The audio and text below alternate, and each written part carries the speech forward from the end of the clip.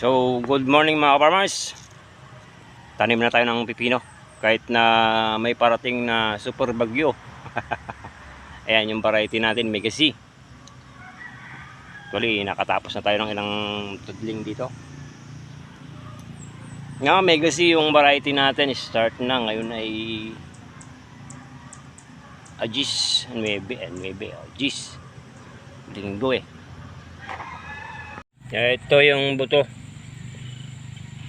50 grams na Mega C yung ipapasok natin dito sa ating taniman na walang laman. Hanggang doon yung tatamnan natin. Dito kasi wala pa. Baka magsitaw muna tayo dyan. Dito may talong. Sayang yung gapangan ng talong. Pagpangin na lang natin dyan, ano? Ang gagawin natin ay magtanim. Ganyan lang ginagawa natin. Nag-spray tayo ng herbicide. Madamo pa. Hindi na tayo nagbungkal. Diretso na yan. May 1 meter yung spacing natin.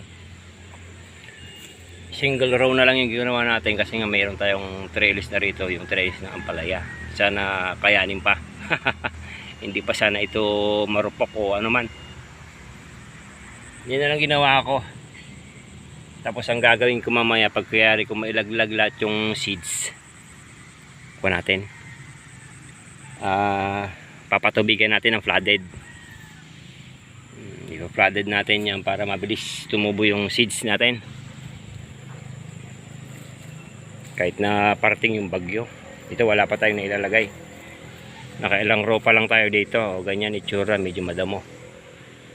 Pero kapag spray tayo ng herbicide kahit pa paano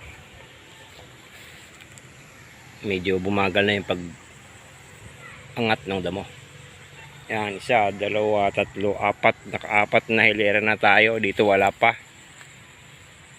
kaya maghapon tayo magtatanim dito. Pag kayari natin laglag, ipakita rin natin mamaya yung pag patubig, ano? Kasi may tubig na naman dito.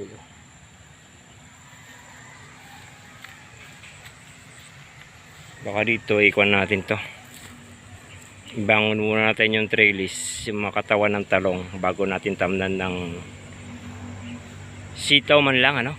Ibang hinihintay natin yung seeds natin na pinatubong talong seedlings.